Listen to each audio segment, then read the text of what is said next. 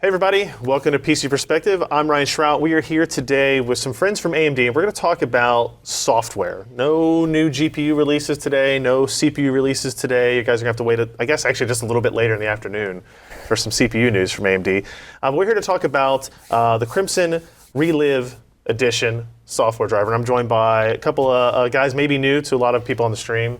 So Liam, introduce yourself, tell us what you do at the company. Yeah, I'm Liam. I'm marketing for Radeon Software. So essentially, what my job entails is when we have a nice presentation of a piece of software, or as an example, Radeon Crimson, I take that, and our team takes that and tries to package it into something that's representable for consumers. So by packaging it, you mean kind of coming up with feature sets, and how do you kind of create a language to describe this to consumers, what it is, exactly, what it does, right. how it benefits them, that type of stuff? Ultimately, the product's defined at the end of the day prior to when we receive it. We're taking that and, how is it relatable to gamers? How is it relatable to professionals? And then taking it beyond that point. Gotcha. Okay. And Jeff, what's your title and role, and what do you do every day? So my name is Jeff Engel, member of the software QA team. On a day-to-day basis, I'm mainly focused on the quality of our Crimson releases. So we're looking at end user issues, people complaining about certain things, making sure that those bugs get fixed, and that the quality of our next release is better than the one before it. So if people have concerns about any particular feature, or hey, there's a bug in this, they submit it through what? There's like forms. You guys have a direct bug submission form on the website. Yeah, there is. Right? I think that the forum link is amd.com/support or /forum. Okay. Hopefully you can post that up on your site at a later point, but that's the official forum for submitting technical issues that you're having with our drivers. And usually we review those bugs at least a couple times a week to make sure that we're getting through everything. So I don't envy that position, like bug hunting, and even because I see it all the time here where we find some issue with any kind of piece of software, whether it be from any company. We have to email you guys, wait for reports to come back, whether or not it's valid, and it's an interesting thing. So what we're going to talk about here is kind of walk through real quick some of these slides, some of these presentation points about what you guys are proud of, what you've changed, what the new features are, and we'll go through some demos. And obviously, the big important part for you guys here is that we're going to give away 3 Radeon RX 480 graphics cards as well. So even if you don't give a lick about what the hell we're going to say, stick around, because you got to figure out how you can win your Radeon RX 40. We're not going to show them yet, Alan. We're not going to give them the secret URL for it yet. They have to watch for a little bit before we do that.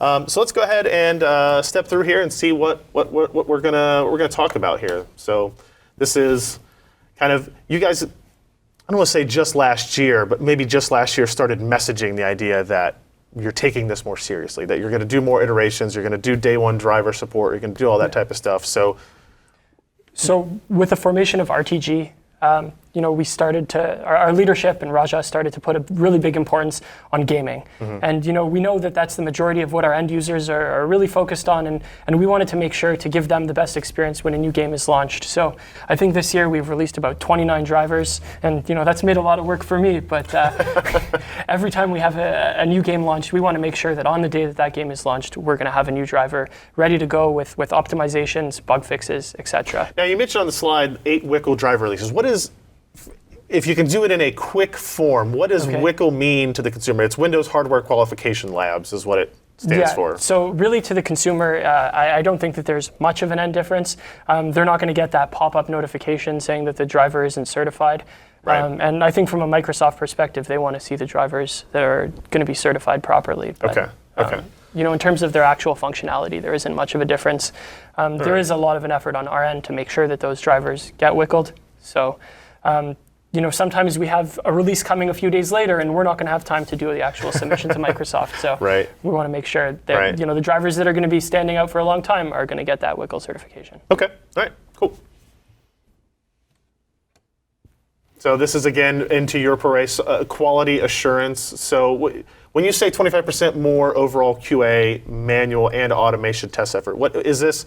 Guys sitting in front of screens playing games, looking for bugs? Is it racks full of servers running 3D Mark? Like, what kind of tests are we talking about? It's a good question. It's a combination of both of those factors, actually. So in terms of manual test cases, we do have test cases that are created, in addition to having our employees just sort of doing free play testing, right?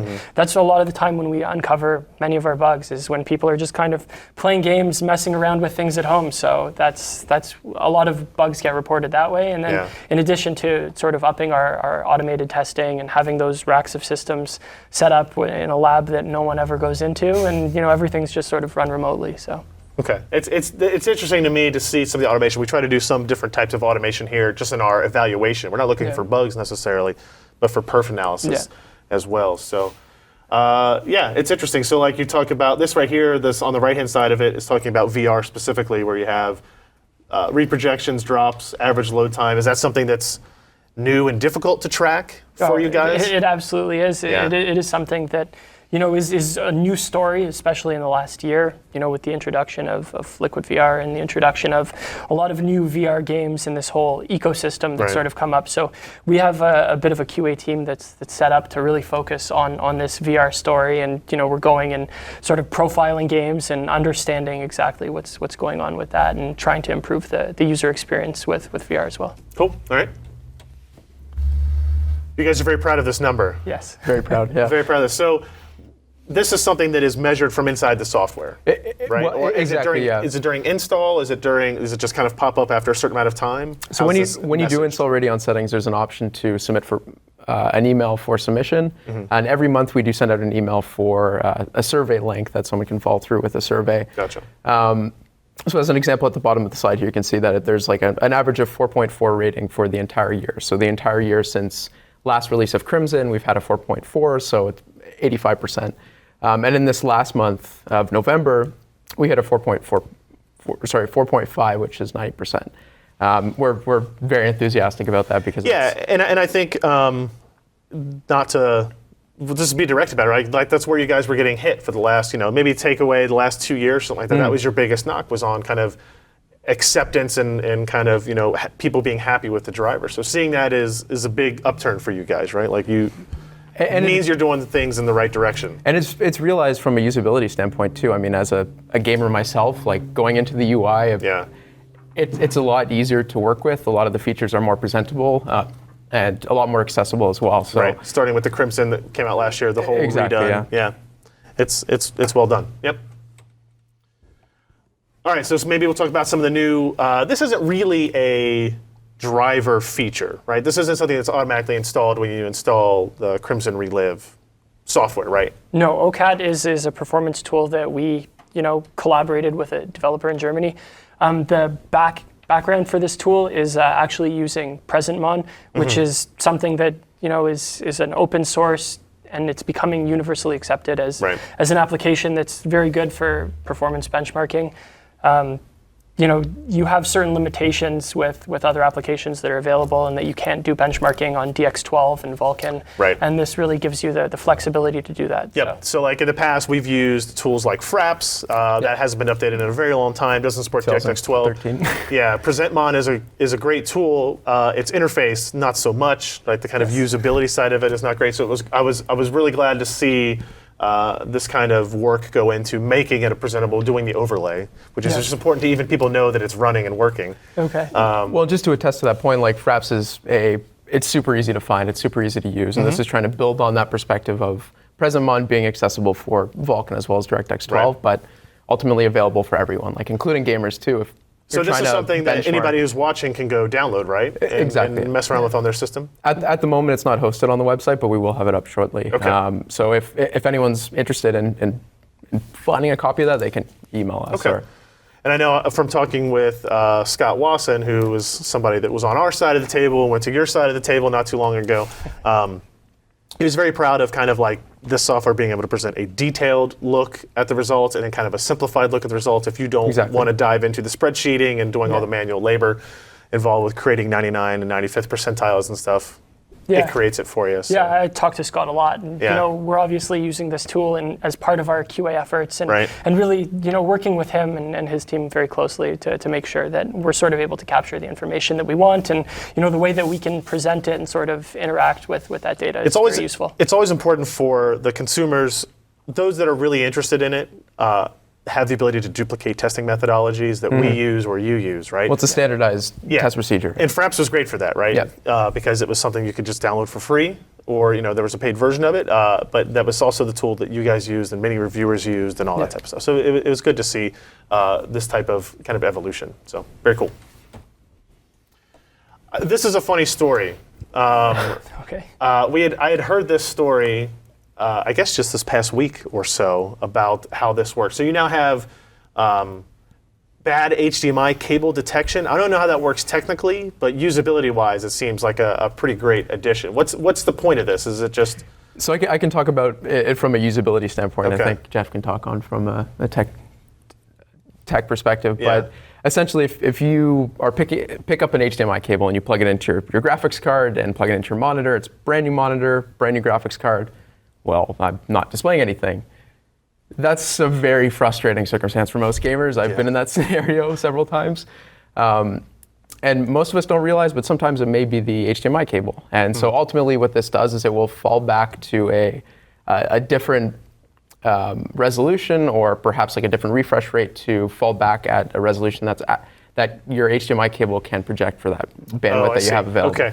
Okay, so if you have a marginal cable of some kind, it will try to work with you ultimately. So instead of not displaying anything and I assume you get some kind of indication here that why it did that, like your cable is like technically, was it a simple like, oh yeah, we can add that in type of thing, or did it take a lot of effort to kind of implement that capability? I personally wasn't working extremely closely on this feature, but from what I understand, we sort of have some interaction, and there's a link training that's going on with our output. So by recognizing that link training wasn't occurring correctly, we're able to do that. So it was, from what I understand, kind of the story part of it was that Raja had this exact scenario occur to him, and he was emailing the driver team, he was emailing the hardware team. He's like, how come this doesn't work? We got a major problem. 100%. And it turns out it was a bad cable. It happens to me all the time. Right. So when the SVP has this, like, well, maybe we just throw that in there as a nod.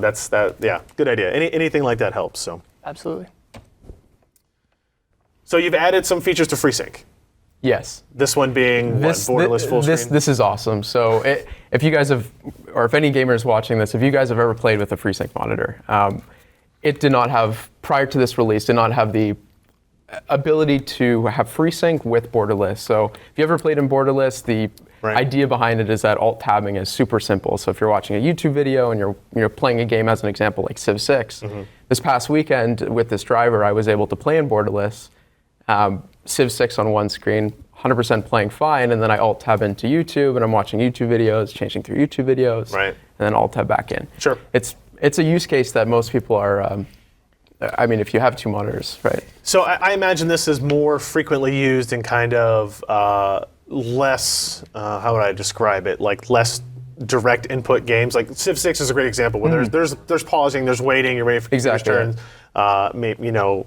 People like to have borderless full screen kind of going with all the RTS games and League of Legends and that type of stuff as well. Well, in addition, some games default to borderless, right? Oh, okay. So that's another interesting. It does support it right off the bat. A lot of the Windows Store applications actually won't run in exclusive full screen mode. Right. So by enabling this, we can actually utilize FreeSync in those games. So. And it looks like, I'm gonna look at the bottom, like no specific GPU requirements here. Anything that supported FreeSync supports the borderless mode now. Okay, cool. That's right. Good. All right, so now we're getting into the major parts of this. Before we do this, I think this is maybe a good time, Alan, to spark the interest in the contest. We're going to give away 3 Radeon RX 480s.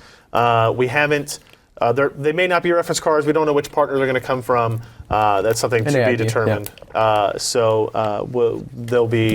We'll pick our winners. We'll get the addresses. We'll give them to you guys, and you send them out. I think that's how it's going to work. Sounds good. But the URL, all you have to do to enter, guys, is go to PCPer.com/Relive RX 480. Really simple, guys. There it is on your screen. PCPer.com/Relive RX 480. Not Reliver X480, as it kind of looks like on the screen. I guess I should have done some intercapping on it. But the point is there. So if you go to PCPer.com/Relive RX 480, enter in the contest. There's lots of different ways to enter. And we will mention it again throughout the show and pick our winners at the end. So, all right, so let's talk about some of the new stuff that you guys have done here. There's 2 big additions to this software. One of them is the namesake Relive, which we'll talk about afterwards. This one is Chill. Besides having a pretty awesome name. This is a feature that aims to do what? So Chill, in short, is a power saving feature. So Okay. ultimately, with Chill on, you immediately realize that you'll notice a power savings between that and then Chill off. Okay. Ultimately, what it does, though, it's delivering power savings at no user impact. You won't notice it on, and you won't notice it off. So that's a cool thing. Okay. Sounds like magic. Yeah, well, Okay. We can show a little bit of the magic Okay, and let's how do it that. works. Yeah. So I have a video here. Switch to the other monitor. All right. so this is a video of World of Warcraft at 1080p. Let me know when we're good to play. Yeah, go ahead. Go ahead. So here's a video of the game World of Warcraft at 1080. Make that full screen for me. full screen. Yeah, there you go. There you go. So on the right, we have a screen with Chill on, and on the left, we have it with Chill off. So at the beginning of the video here, you can see that the user is being idle, so there's no real mouse or keyboard movements, and you can see that the power draw on the right side is significantly lower than Sure. the power draw on the left side. That's because what's happening is the frame rate, while it's with Chill enabled, is actually reduced when there's very limited user input. So it's if you look at it even now, as it's kind of just starting to move, you can kind of see, if you guys look at the top of your screen, on the left-hand side, you're running at like 86 frames per second. On the right-hand side, you're running at 62 frames per second. So you'll see on the right side now, it'll start kind of it should sort of hover around that mark, and the power draw is still a little bit lower. But you can see that as you start to move around, the power draw will increase and the frame rate will go up. And just to clarify, it's based on user input. So whether it's mouse movement, whether it's input on the keyboard, as long as you're hitting a key, it will manipulate that. Okay, but it's not simply an on-off type thing, right? No, Is it based on your rate of mouse movement, your rate of kind of keyboard inputs, and is it like vary per game because of that? Because I imagine. Yeah, it does depend on the app that you're playing. So, like, say StarCraft, for example, a quick mouse movement doesn't actually do anything, right? Because the animation on the screen isn't really changing just because you have a mouse movement. But if you're using keyboard, it would do that. So to clarify, there is a whitelist with Chill.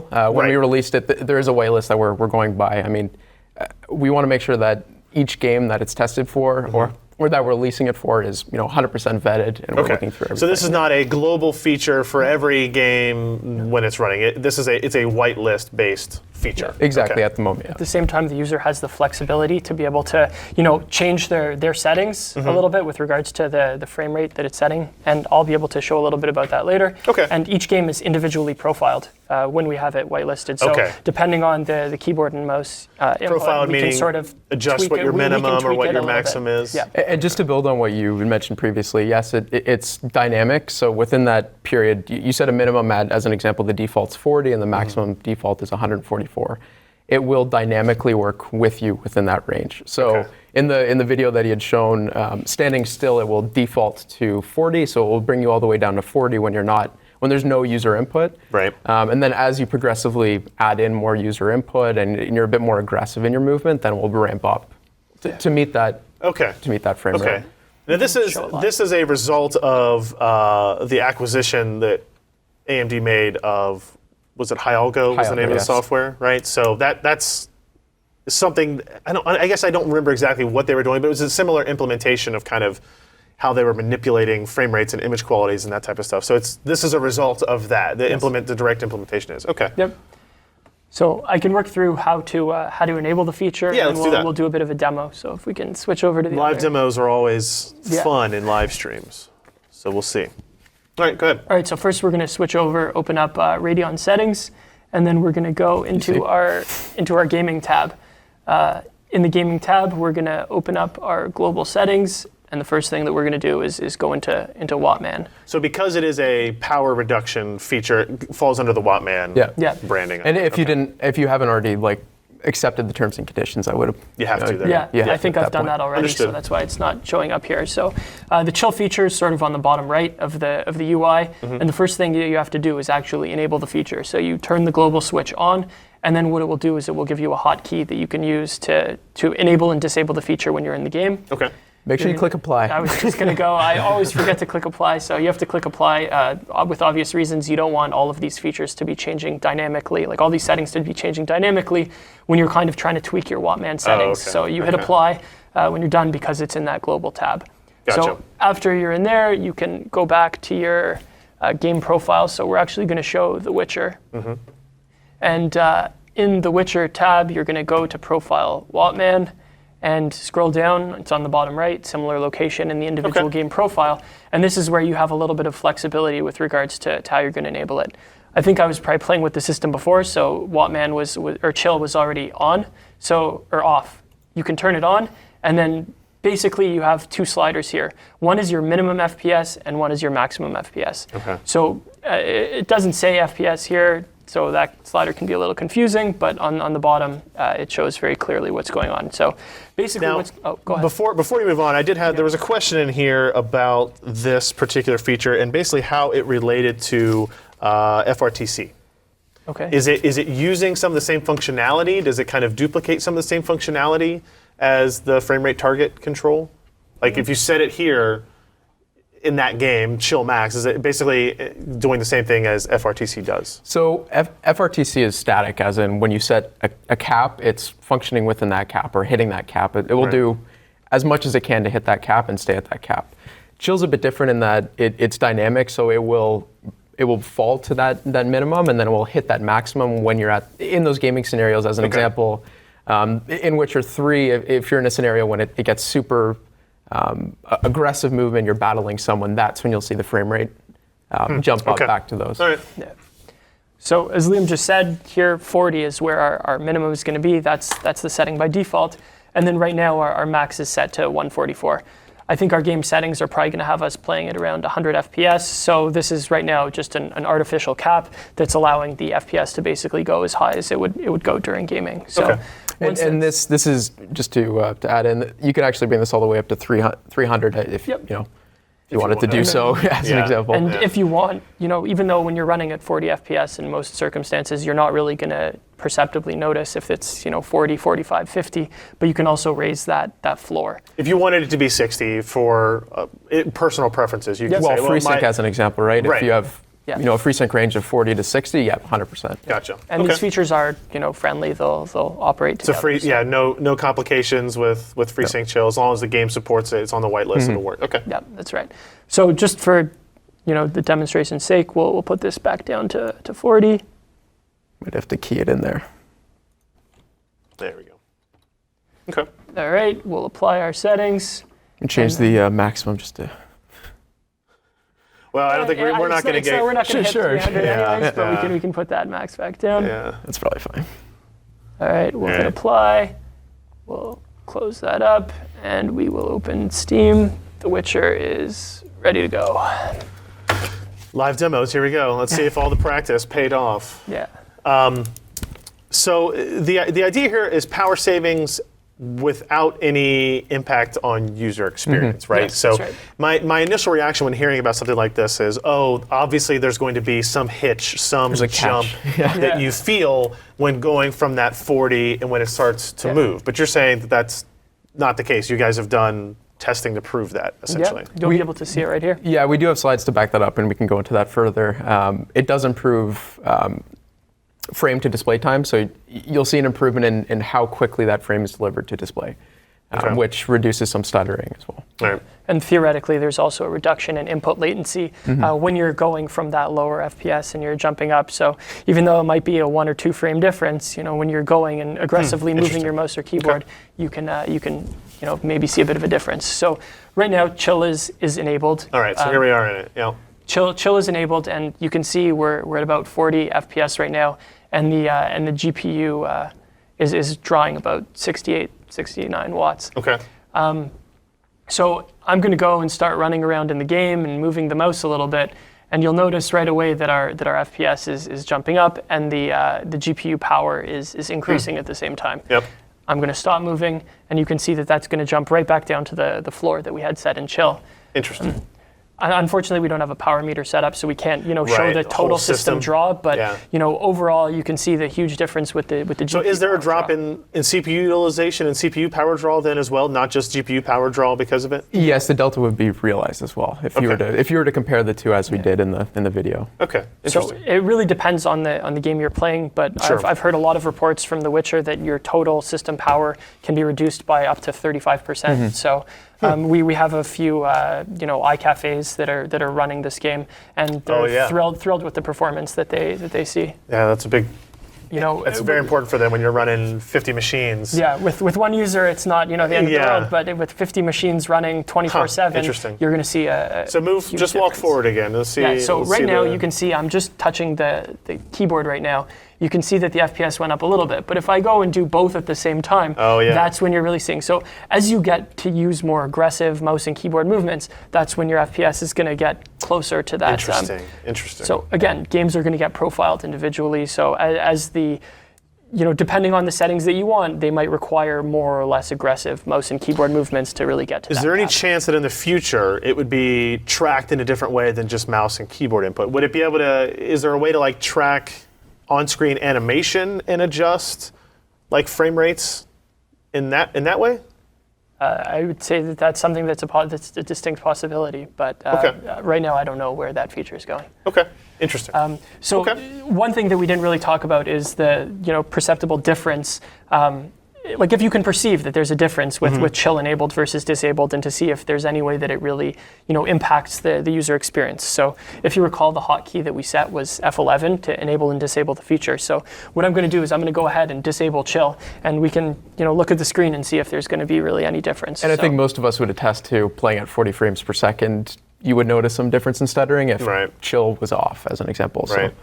So here we go, hit F11, chill's been disabled. So you see the power go way up, frame rate go way up. Yeah, okay. Yeah, right around 110 watts. Overall, if you look at the shadows by the tree over there and the people walking around, it's pretty difficult to see that there's really any difference in the fluidity of their motion or anything like that. Yeah, so. I mean, and again, people here are watching on a live stream, so there's differences of what we're seeing here.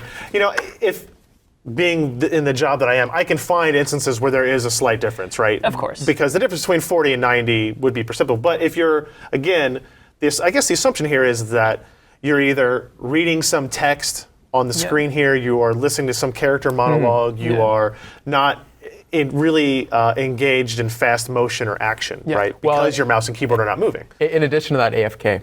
I think we've all been in that state when we're in UI, and we don't necessarily need the game to be playing at 500 FPS as an example. So the idea being is that even if it is running a lower frame rate, and say the tree swaying back and forth is a slightly lower frame rate of animation, the impact of that on kind of what your gameplay experience is minimized compared to what it would be when you're running through the city, doing in a battle, fighting some people, throwing off magic spells, whatever. So and of course, if that's something that you're not, interested in playing at 40 FPS, you can always increase that minimum you can make it up to 60 as an example. Right. Or you don't have to enable the feature, right? If there are people that are just kind of hardcore against it, that's AMD is not making you run your game at 40 frames per second, right? Well, that's why it's defaulted off, right? Yeah. Okay, that's cool. So you mentioned the whitelist. I think it was 18 games as of today, right? So what's the rollout progression like? So right now, we're releasing new drivers for day one game support, and based on title priority and obviously all of our tier 1 titles, we're going to aim as best we can to make sure that we're getting those new titles on our whitelist. Right. We're also working through some older titles, popular titles that people might want to make sure, but I think we sort of looked at a list of about 50 or 60 very popular titles at launch, and we said, okay, these are the games that we want to get in there as soon as possible. I imagine some games just see a different level of benefit than others, right? Even if you could enable the feature on some, maybe the value there or the impact on user experience is too dramatic that you don't want to do it. Is the goal, though, to make it to a blacklist? Is the goal to make it universal? What's the end goal for it? Yeah, it seems that the universal goal is to have a blacklist and to have this working on all titles. Okay. All right. So the demo worked well. Everything went as expected. That's a good sign. You want to go ahead and exit out and go back to the... Yeah, you got it. I'm just going to Alt-Tab because we can leave that for later. Okay. As our TV recovers here from the resolution switch. This is where borderless Freesync is much appreciated. Yes. All right. So we can bring back up our slides down here. Oh, you want to bring up Radeon settings? Okay, yeah, we can sort of work through a little bit. Control L was our full screen. Control L, there we go. All right, so we've spoken about borderless full screen. We got through that one. So these are some of the marketing collections of messages, right? Up to 31%. So to clarify, this is with World of Warcraft. So this is a best case scenario. Sure. This is World of Warcraft 1080p medium settings, and on average, how we tested this is 5-minute increments. So we had 5 minutes of chill off, 5 minutes of chill on, and we tested that and averaged it over three test periods. And throughout that testing, it showed a delta of around 31% power package savings, so for your GPU in general. Okay. And this is also realized on the CPU side. So if you are measuring total system wattage, you will start. It's more dramatic than measuring just exactly. CPU power. Interesting, and I guess that makes sense. You're presenting less frames, so you're doing less draw calls. You're doing okay, that makes sense. All right. So in addition to that, I mean, especially when you're lowering the amount of package power, you're also reducing the temperature. So I think a lot of enthusiasts would appreciate this, and not always having to play at those extremely high FPS or games like, as an example, Dota 2, when you don't need 300 frames per second. Right. And should lower cooler noise potentially as exactly. well, right? The big thing is cooler noise, in addition to like when you really need that performance boost. If you're in a scene with a lot of high action, you're able to get that higher FPS because your GPU wasn't already at a very high temperature at that point. I imagine this would present some interesting strain on the fan curves and how well those are implemented on coolers. If you're going between 40, 90 frames per second, it'd be interesting to see how that works out. Cool to play with. Yeah. Okay. So this is an interesting representation of, a dumbed down representation of how it essentially works. With Radeon Chill off, it's inherent in DirectX that you have the CPU queuing frames, and then the GPUs presenting those frames at a later time, right? There is some latency inherent in DirectX. So at Chill on, essentially what we're doing is completely cutting out that pipeline of frames that will be presented, so you don't have 2 or 3 frames being presented in advance. I'm going to ask you then, like from a technical standpoint, how is this implemented? Is it implemented as a simply setting pre-rendered frames to 0 in the driver type of thing, or is it going further into like the DirectX pipeline itself to do that kind of manipulation? In the DirectX pipeline itself, but again, I'm fairly limited in my technical knowledge there, so I think that's something that, as an example, Scott Wasson could build on. Yeah. If anyone has any questions about that. I don't know if it's on this slide or the next slide, the assumption is not just that it's, in some instances I'll say, it's not just that it's just as good, it's that it could be better with chill on than with chill off, which is a very kind of fundamentally important statement, right? That like not only are we sure we're not negatively impacting your experience, but we actually think we might be improving it. Yeah, and so this is an interesting representation. As an example, when we have more queued frames, there's a longer response time between that frame being rendered and the frame being completely delivered on screen. So with chill on, every single time your GPU needs a frame, it will essentially render that in real time. Interesting. With some. Now, this data here, do we know, is this also from World of Warcraft? This is from World of Warcraft as well. Okay. So all of these benchmarks, all of these metrics that we're providing it completely depends on the app. I mean, as an example, in The Witcher 3, you'll see some change in difference. You may see an increase in frame time delivery to display and a decrease in wattage or temperature draw. It completely depends on the app. Okay. As well as the hardware that you're using as well. Okay. So this is all tested with the 6700K. I just wanted to bring that up. Gotcha. Okay. The namesake, I guess, discussion to have now, right? So this is, we had this conversation before the stream went out. Is it Relive? Is it Relive? I don't think we had any other variations. It's Relive. So it's Relive. Intended to indicate what? So don't make me say it. No, now I have to, right? Yeah, he's sitting over there, he's nodding at it. All right, so it gives the gamers an ability to relive their gaming moments. Okay. Over and over again. So it's capture, recording, streaming, integrated into the Radeon Crimson driver itself. Yeah. Yep. Right. And so this is an interesting slide because you're actually presenting worst case scenarios for some of these and what you've been able to test, like what the impact would be on frame rate, I guess, on different games as well. So you're saying the impact is 3 to 4% on impact. People worry about that, right? Like, so that's important. On average, when you're in a gaming scenario, somewhere between 60 and 100 FPS, your impact is going to be around 3%. There are certain scenarios, and this was actually a complication that we came up with during QA, was if you're gaming at 300, 400 FPS and you're in those scenarios where you're running at a really high frame rate, the impact that DVR is going to have is basically equivalent on every frame, right? It's not that it's having a total impact. It's every frame is going to have the same impact from DVR. So if you have 300, 400 frames in 1 second, your impact that you're going to see from DVR is going to be a little bit bigger. That makes sense. Yeah. Okay. So that's don't expect these numbers if you're playing CS:GO at 400 FPS. Gotcha. But in your average it may drop scenario, to 300 by 25% because of that impact of the. Exactly. Right. So it's not really going to. I do find it interesting that you guys lead with this slide. Okay. That it's not like here's all these features and then by the way there's no performance impact. You lead with before anybody starts to think about it, before you start to get worried, there is minimal performance impact on the system. So as an enthusiast, and I think you can attest to this as well, like performance is one of the key things that we're delivering here, or like to make sure that we're hitting a point on. Yep. A lot of software recording programs that don't utilize GPU acceleration, they typically do have like a relatively significant overhead. So for us to achieve this, we're pretty proud of it. 3 and 4%, right? We want to make sure that obviously at the end of the day, the gamer's still getting a smooth experience, and we're not taking a ton away from their experience. So. Right. Yeah. Well, let's take a look at what the features and capabilities are then, I guess. Cool. You want to get through the next slide, or should we start the show demo? This is cool. We can go through the slides a little bit. So sounds good. Streaming platform support, I will attest to have never heard of the 4 on the right of this. So we want. Go ahead, Liam. The reason we threw this in there is that, as an example, in China or even overseas, if you're in Europe, if you're in Asia, there's not always a Twitch and a YouTube.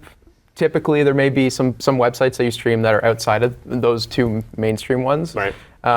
And we give the option of having custom stream locations, so you can add in. So if you run your own, we actually used to do this here for a while, and we stopped being crazy. We don't do it anymore. Roll our own streaming servers through Amazon S3 and EC2. You can set that up manually inside. 100%. Okay. Yeah. Good. There's a whole login thing. I'll sort of run through that and a little bit about that section of Radeon settings in a bit. All right. So this is, maybe we should just do the demo. Let's just do the demo, because this is walking through what we're going to show and see in the demo. So first things first, let's move over. Yeah, I can see. I should know exactly where this is off the top of my head. So anyways, there's a Relive tab that's popping up in Radeon settings. The first thing that you have to do is obviously enable the feature. Speaking a little bit about the install experience, when you finish installing the driver, the first thing that's going to pop up is actually, after the install process is done, it's going to prompt you if you want to install Relive or not.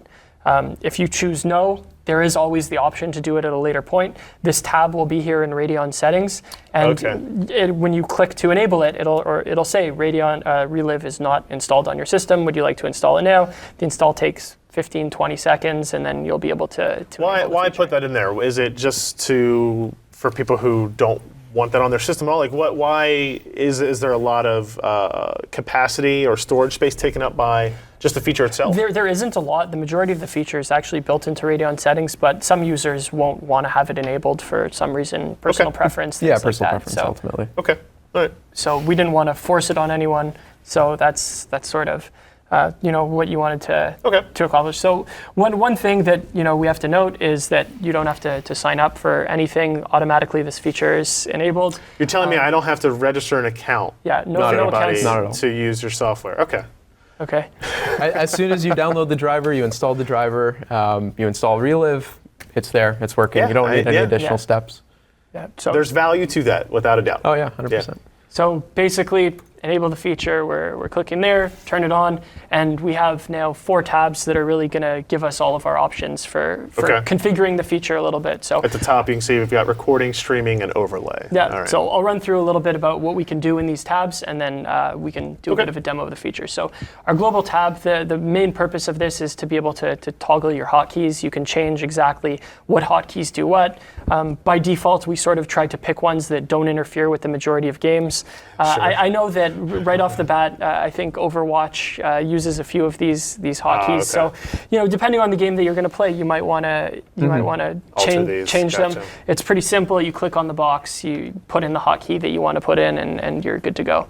The other main thing on this tab is having record desktop enabled or disabled. So in a lot of circumstances when you're streaming, you might have stuff on your desktop that you don't want other users to see. So what enabling this will do, will be able to show what's going on your desktop. When it's disabled, the only scenarios in which you'll be able to record are when you're in a full screen gamer application. And as soon as you minimize to the desktop, it's going to automatically turn your recording or stream black so that you can't see what's going on. Yeah, and to build on that as well, if you're playing in borderless mode for borderless FreeSync, the only way that you'll be able to record is with desktop recording on. Right, okay, Yeah. Makes sense. So we'll move into the recording tab. This is where you have a little bit more options on the features and your recording options. So by default, there's a few profiles that are set up. You have your high, medium, and low profiles over here. And then the recording resolution, you can either specify an exact resolution that you want, or you can allow it to automatically go in The native, whatever is running. Yeah. Gotcha. You can upscale as well, so if you're playing at 1080p, you can record at 1440p. That's possible. Yeah. So what will happen is if your recording profile is set a little bit above what your GPU is capable of doing, it will pop up this little message here saying that your recording settings may be adjusted for your hardware depending on actual resolution. On our website, there should be a table sort of indicating exactly what recording resolutions all of our GPUs are capable of handling. Now, is that support table then, is that based on a specific feature of the GPU, or is it based on kind of like the performance capability of the GPU to run these encoding settings? So it depends on the encoder engine that's actually in the GPU. Different hardware has different encoding engines, so different GPUs will have different capabilities. Okay. So I see here you've got your in resolution, you've got bit rate you can adjust on there as well, frame rate. Yep. On frame rate, is it, if you're running lower than 60 frames per second, is it going to record at 60 static? So it's going to, do whatever interpolation that the encode will do. And to build on that too, anyone that is into content creation, Adobe Premiere or Sony Vegas, you don't have that variable frame rate. So when you're importing, you don't have audio and video, out of sync. It's a nice thing to have. Yeah, we have that problem a lot here. Definitely run into that. So the next big thing is the encoder. One question for you. Somebody in the chat wanted to know if there was 2-pass enabled in any of this encoding settings. Is it all single-pass encodes? Is it 2-pass encodes when you're doing this? 2-pass encode. It is. Okay. All right. So the next thing is our encoder type. So on our Polaris GPUs, we have the ability to encode in AVC or H.264 as well as HEVC or H.265. Okay. Recording in HEVC, from some of our performance testing, we've seen that there's actually a performance improvement when you're going and recording in HEVC, and the file size is also significantly smaller. When you're recording like hours or 2 hours of gameplay, it's nice to have big difference. Overall, the file sizes aren't too big as it stands, but again, if you're streaming for a couple hours and you want to archive that stream, that's when it's really going to start making a big difference. And in addition to that, if you're streaming too, you'll see essentially half or theoretically half the bandwidth, which is nice to have. Right. And then there's your audio settings where you have your audio bitrate, and then my personal favorite part of Relive. So I'll get into the feature a little bit a bit later. But basically, what this does is you can enable instant replay. When you enable it, you basically have an ongoing recording buffer. So what will happen is, you're playing a game, something really cool kind of happens, and you say, "Oh man, I wish I had a video of that." You hit whatever your hotkey is to save your instant replay buffer, and you basically have your last minute of video. You've got a slider there. You can adjust the time. Yeah. And then I like that it gives you an estimate. It's only an estimate of what that footprint will be on your SSD or hard drive, right? Absolutely. So the longer it is, obviously, the more dramatic of an impact that would have. Okay. Yep. So we can move into the streaming tab.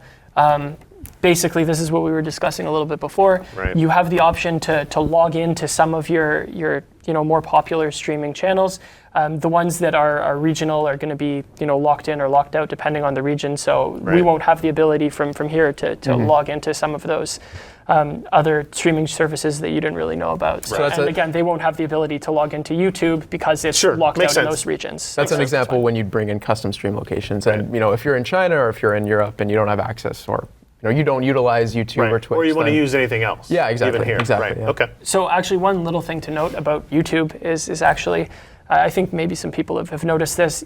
through your YouTube account, or you need to actually enable the ability to have external applications access your account. Okay. Otherwise, you won't be able to log in. So if people have sort of run into that hitch, that's not a limitation on our end. That's something on their side. So if you have that problem, just make sure to enable, I think it's third-party services to access your YouTube account.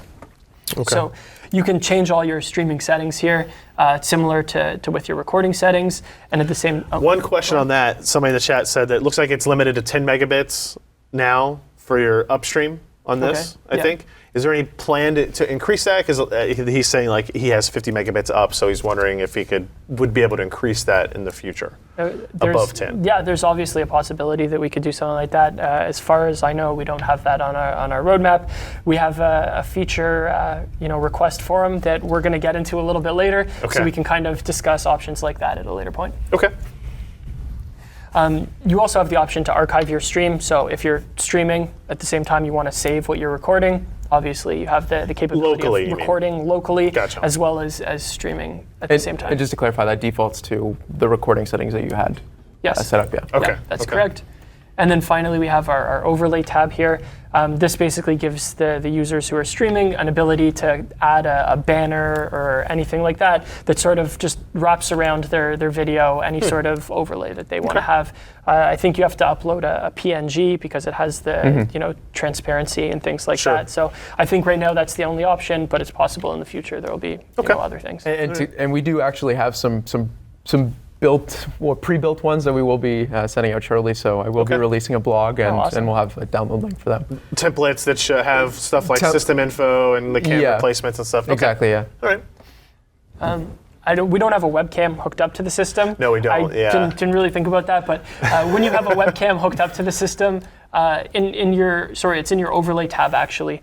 You'll have the ability to select certain options with regards to whether your webcam is on or off, where the recording, you can watch yourself sort of playing games and the recording indicator will be in the corner, or you can turn that off. You can move it around and put it in a custom location anywhere on the screen, stuff like that. So another suggestion in the chat is for a crop option for the capture. Something about he has a 1920 by 1200 display, but to crop the capture at 1080p. So I guess that would be like if you're doing a windowed mode and you're doing like desktop. Right, it would be capturing the whole thing. I don't know.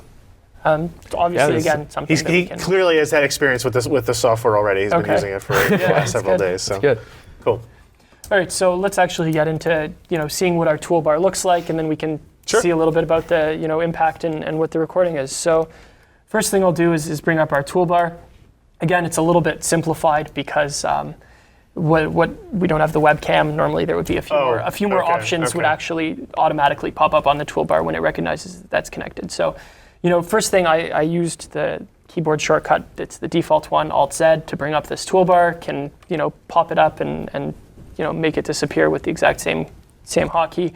And it's you can see it's pretty seamless when it's popping up, popping down. Yeah. If I'm moving my mouse around at the same time, you don't really see any sort of performance impact. Obviously, I'm on the desktop now. This isn't the scenario that people care so much about. Right. But again, we'll get into gaming. So the buttons that are here, it shows the hotkeys beneath little reminders of the hotkeys. But it's reminders of the hotkeys, and you can actually invoke whatever processes you want to do. You can just enable it, start it here if you wanted to do it that way without the hotkey. We can start and stop a recording.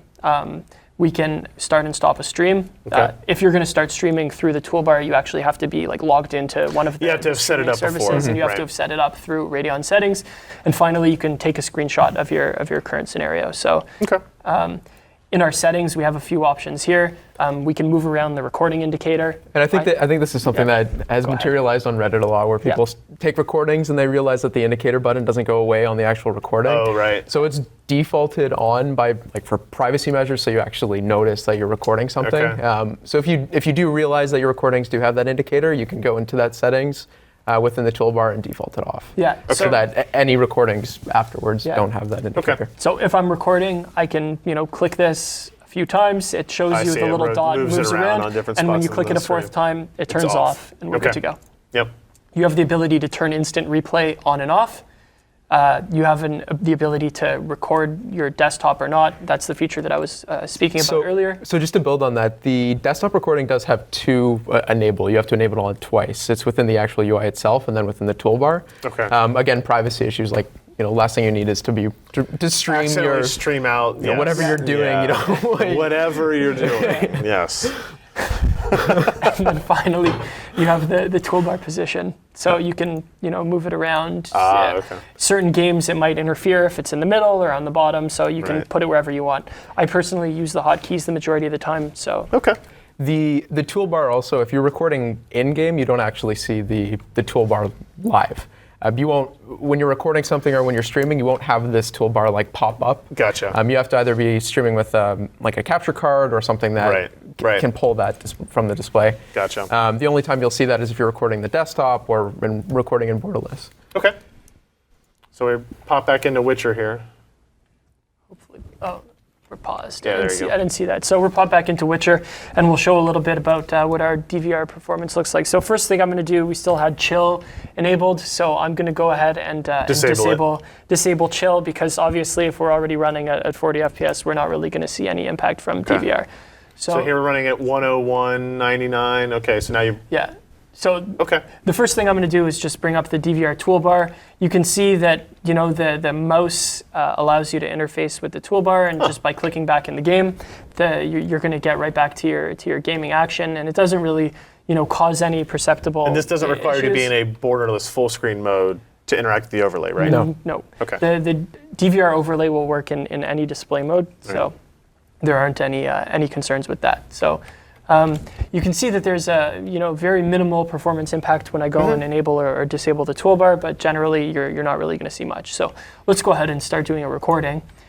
We were at about 93 FPS before the recording started, and you can see that it dropped down to 89. So again, that's right in line with the performance measurements that we were talking about earlier in that slide. Okay. So. We can go run around a little bit. You don't really see that there's any major impact. And I can go and I can stop the recording with the hotkey. You'll see on the top right that there's a little toast message indicating that the recording was saved. Yeah. It told you where the recording was saved. It should stay up there for about 5 seconds. And then we can go back to our desktop and we can see the video that we just captured. I mean, it was riveting gameplay that we captured. Extremely. So, Where's the folder? There you go. So. In your PC, there's a videos folder. By default, the folder that it's saving to is called Radeon Relive. The file name will have the time and date of your recording. Yep. You can sort of double click it, and there we go. So you can see the video quality is pretty high. Again, there wasn't really anything too exciting going on the screen there. Sure. But it's going to capture any overlay details that were there. It's going to capture exactly what was on your screen while you were doing the gameplay. Okay. It's clean. It's efficient. It seems to work really well, guys. Yeah, that's what I'm glad to hear. I've been working on this feature, making sure that the quality is up to par for quite some time. So, I take pride in that. Very good. Okay. Cool. So that's what we got on DVR. That's good stuff, guys. I mean, it's being able to implement that into the driver directly. You don't have any extra software installed. I know we won't have to go into like third-party softwares that may have been used in the past and kind of the change in direction there. It's something that I have asked for a while, that it needed to be something that was implemented and integrated well, took advantage of hardware capabilities that the GPUs had. So it's good to see that. And ultimately, at the end of the day, too, because it is a first-party support, the performance and impact can be directly realized on our end. Right. We can directly attribute that to our drivers as well. So there's no lackluster, support from a third party. Yeah. Sure. Expected, right? Exactly. Before we move on to anything else, let's do a reminder on our prizes. We have 3 Radeon RX 480s that we're going to give away. Terry's not on camera, but he promises me that we'll have 3 RX 480s to send out. The URL is PCPer.com/Relive RX 480. Go there. There's a form you fill out to sign up.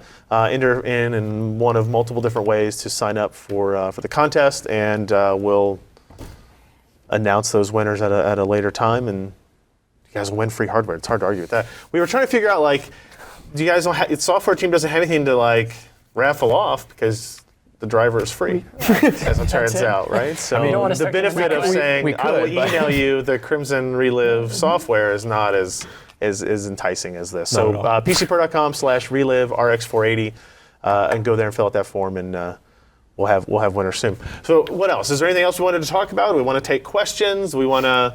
I know you had a couple more things in here. Yeah, probably there's a few to more pass things through. in the presentation. What is it? Shift, Control L. There you go. There we go. We can, went through let's that. take some questions, and then we can Yeah. we can maybe finish up what's going on here. Okay. All right. So I went through some. If you guys are in the chat at PCPer.com/live, feel free to send me messages in here now. Just add Ryan Shrout to the chat, and it'll highlight in here. And so I'll try to keep a track of that as well. So one of the questions was, will older Radeon GPUs benefit from the Relive video recording? And then how far back is kind of support for that going? All right, so our older GPUs will absolutely benefit from Relive. Because, as Liam mentioned before, we have first-party support. All of our GPUs that have the video coding engine will be able to use Relive. I think that's everything from our HD 7000 products and moving forward. GCN. Okay. So GCN anything and above. with GCN. There are a few, GPUs that don't have the VCE, so we won't be able to utilize the benefits of it.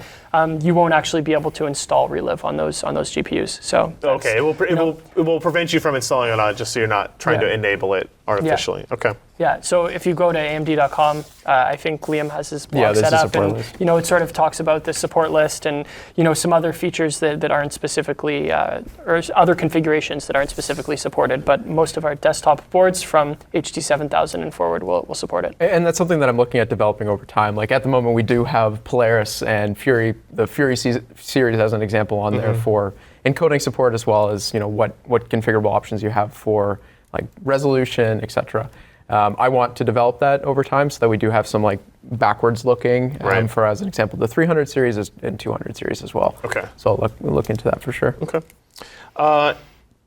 There are no DX12 titles in the whitelist for Chill. Is that something that will be addressed? Like, can it be fixed? Is there a fundamental reason why DirectX 12 is not included in that? Or is it just implementation time? At the moment, it's not, but this is something that we are looking to releasing in the future, or maybe potential for the future. DirectX 12 is definitely something that we're really focusing on, and we're attributing a lot of effort to. So. Right. Yeah. So we're focused mainly on iCafe titles. I mentioned before, Witcher 3 is something, that saving that power when you're running on 50, 60 systems or more that are going 24/7 is where the real financial benefit of Chill comes in. And then after that, we'll obviously start focusing on some of these DX12 titles. That we're leading with, as well as Vulkan titles. Right. Our performance in DX12 is really industry leading. So we obviously want to be able to take advantage of all of our new features. What about multi-GPU with either Relive or Chill? Is that okay? hasn't materialized at the moment. I'm not 100% if that's something that we could be enabled. I think for Chill? For Chill. For Chill. Yes. What about Relive? Yeah, so like, Relive does the capture work if you're running multi-GPU? Yeah, the capture works perfect right now.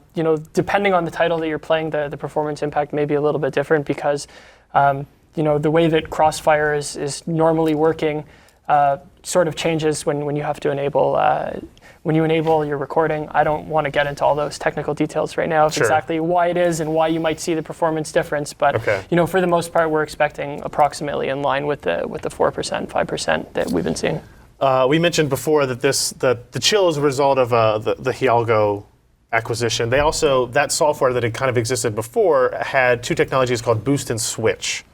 Are there any plans for kind of doing the same thing you've done with Chill and kind of implementing those features in driver releases as well? That's something that we definitely could look into. Nothing that we want to necessarily promise at this time. Ultimately, at the end of the day, we're trying to deliver the best experience for the gamer. So, if that's what they like, then. I think that's sort of come up quite a few times. So maybe we should talk about the user feedback form because that's sort of a good segue. We've sort of given that response more than once now, so Liam can talk about it. Yeah, so this exists on Radeon.com. If you guys pull up the UI, there's like a tiny star in the top right corner, by the In the minimum software. Yeah, in the Yeah. in the software itself. Yep. So the pictures will look a bit off here. There's a new updated UI, but ultimately what you can do directly through that is provide feedback on our software. So out of 5 stars, what do you rate us? Right. And then vote for features. So we do have some pre-selected features that we are promoting at the moment. There's some fairly favorable ones that people are voting in the 5,000, 6,000 votes. So Okay. that's where we'll end up putting up community efforts or Okay. ideas that we do Interesting. have. All right. Yeah, so right now I think there's sort of fixed things in there, but I think that we're going to eventually open it up to having users be able to select whatever they want and whatever new feature ideas they might have that they want to see us implement, and we'll obviously take those Within a quite conceivable seriously. effort, something that we are. Obviously. Right. All right. So this was an interesting one that came up. There were concerns that AMD was disabling asynchronous compute Okay. on this driver for older GPUs that once had it enabled. So what is the reaction to that? So as soon as those threads popped up, that was something that was on my radar like immediately. It's not something that we did intentionally. It's something that we're investigating very seriously, and we want to make sure that we can, resolve the problem as soon as possible. So Okay, so not an intentional, No, wasn't this wasn't intentional. more of a bug than a feature removal, is what you're saying. Absolutely. So Okay. we're investigating it. We have a whole bunch of people engaged, and we'll hopefully. The assumption Get that being that it will be assessed soon. fixed, it will be re-enabled for those. There's nothing fundamentally changed in the driver That's the architecture here goal that at would this take point. it away. Yeah. Okay. You want to touch on a couple other things, or you want to go through some more questions? Yeah, so this is something cool. Upgrade Advisor. So All right. if some of you may be familiar with a site called canyourunit.com. Yeah. Ultimately, what we've done here, and this was a joint effort with that team, is to implement implement their software within this. So when you scan your profiles, it will scan Steam games within North America, and it will highlight games that you, A, hit the recommended spec for, or B, hit the minimum spec for, or C, don't hit the Right. recommended, Okay. at all. So 2 checks for recommended, 1 check for minimum, and an exclamation point for where you don't hit the recommended. Now, this is based on, not on like performance measurements directly by you, but more on those recommendations that the software vendors create. Exactly, yeah. Right, okay. We're not trying to set our own recommended specs right. here. We want to go with what the developers Yeah. have created themselves. And we're also not in the business of selling hardware and redirecting people to Amazon. This is all sort of Right. working through that other site. Okay. So we're not making money off of this feature. This is just something that we That's wanted important to to point offer out, to yeah. gamers. Yeah. If you're playing a game and for some reason some component in your system is causing a bottleneck for you, you can run this and find out immediately where that bottleneck's coming from. So. Okay. Very interesting open-ended question. Okay. Came in from, I guess I apologize, I didn't read names before, Frosty Winnipeg. So it's, yeah. Sweet, Canada. Yeah. The chicken or egg question for this is hardware created around a software idea, is software created around a hardware idea? How do you guys kind of view like this package that came together at once versus how it might have been developed? Okay, so if we're talking specifically about a software package like this, I think that's kind of simple in that that's exclusively a software-related effort. Where we sort of envision these new features, we know that we have the existing hardware ecosystem to be able to take advantage, especially with things like DVR and Chill, or with Relive and Chill. However, when we're looking, a little bit earlier on, and we're looking at a new software package for a new hardware release, it's sort of both at the same time. That's sort of the simple answer. We have our hardware architects working very closely with our software architects, and for years before we actually have that release, our software developers are going, our hardware developers are going, and they sort of have to converge at a certain point. And then, during our bring up process, as bugs are found, it has to be identified whether they're software or hardware problems, and the right team needs to deal with them. So it's kind of, there isn't really an immediate answer for that question. Okay. All right. This one was from Rain, R-E-I-N. Where do you see Wattman going in the future? He talks about the benefit to being able to run games more efficiently when it's enabled? Is there a chance we see Wattman run automatically to optimize voltages on GPUs in the future? I think that's one of those questions too that falls back on, we can't promise anything in the future, but that's definitely something that we could look into or potentially delivering. At the end of the day, it's enhancing the experience for gamers, so that's what we're looking to do.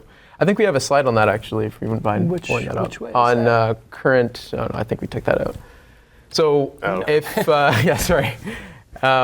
we did extend Wattman support, so we do have it available on the 300 and 200 series as well, so that's something that we did release. What about, this is from Joseph Taylor, who says, why does the Wattman histogram scroll from right to left instead of left to right? Okay, so that's something that was actually pointed out to me a couple days ago. So I noticed that the toolbar's cut off. He comments that the little pop-up box kind of cut off when you're reading measurements all the way to the right. Yeah, so that's one complaint that we've seen. Obviously we'll do our best to address that in a future release. I mean, this is a perfect example of something that's pretty obvious when you first see it. Yeah. But again, you're looking at thousands of features and thousands of things. So this is, again, to go back to that kind of submission type idea. Absolutely. Right? That kind of, shows up in your email box. Yeah. Or even, that if you consider it a bug, report it on our support forum and, fill in that form really quickly. And again, those issues will get escalated with us and we can, review them and target fixing them. All right. I think we've addressed a lot of stuff. There was one here, somebody asking about when will we see the OCAT source. You were talking about it being posted relatively soon. At the moment, we don't have a page built out for it. We're in the development process of building that out. Okay. So if it is something that someone's interested in, we can deliver that. Okay. We do have it available. We just don't have it posted anywhere. So it is just a simple link that we can provide someone for download. And on the capture side, recording, they were asking, somebody in the chat asked if you could record VR with it. Somebody replied and said, no, you cannot. And then the question became, is that an option? Is that something that you guys can do? So it depends what type of VR you're trying to record. If you want to record what you're actually seeing in the HMD, that's currently not a possibility. Okay. What you can record is any extended displays or anything like that that might be showing what's going on inside the head-mounted display, but in terms of recording the actual headset, you can't do that right now. Okay, all right. Another reminder here on the URL for our contest, Alan, PCPer.com/Relive RX480. Go there. This is your last chance. I'll keep it. We've had places where people said they couldn't get the site to work or something. We'll leave the contest up until 3 p.m. Eastern, so that gives you another 45 minutes. I'll pick the winners. They'll be posted on that page here later this afternoon. So PCPer.com/Relive RX480. So what are the new features coming for Vega in the software? We can't release that yet. So no, nothing. Nothing yet, unfortunately. Okay, so are you guys excited about it? Are you looking forward to that 100%, release? Yeah, 100%. All right. So hopefully we'll see you guys again around here soon. So thank you everybody for watching and hanging out with us. You guys have any other last requests of the audience or? Well, I do want to mention that this is, our biggest software release ever. So it's one of those things that we're extremely proud of and all the features that we developed as well as the user satisfaction. So we do appreciate anyone, relaying their user satisfaction or letting us know what they think. Yeah. Good. Jeff? Yeah. People have complaints about the driver, for it. Yeah, so we had this discussion beforehand. If you have questions for these guys, send them to me, and I will forward them on, right? I have no problem being a conduit for that type of stuff. It's interesting to see what users have, and seeing how these chats go by, and also the emails and stuff like that. So if you have nice things to say, also, I want to hear them. Okay. So I don't just want the complaints. That's true. As a QA guy, it's probably tough. You only deal with problems. Nobody says, "Man, this worked perfectly well. Thanks so much." But that's what you get to see on the slides there. So thank you, Liam. Thank you, Jeff, for joining us. We appreciate it. And Terry, hiding in the background, for flying all the way out here to come do the stream for us. If you missed the beginning part of it, we will have a replay of this up probably later this evening once we do all of our cuts and transcodes and get it up on YouTube. Go to PCPer.com if you are just kind of catching up and seeing what we do. And if you want to see any other live streams that we cover, including our podcast that we'll do tomorrow night as well, go to PCPer.com/subscribe You can get a little form there. You can know when we do live streams like this. We sent out emails yesterday to make sure everybody was aware that we were going to give away 3 RX 480s. So jump on that. Don't miss out on that type of stuff. So thank you guys for coming out. I appreciate it. It's good to see you. Thank you so much. And thanks everybody for watching us. We'll see you later. If you enjoyed this content, consider supporting in-depth technical content by contributing at patreon.com/PCPer.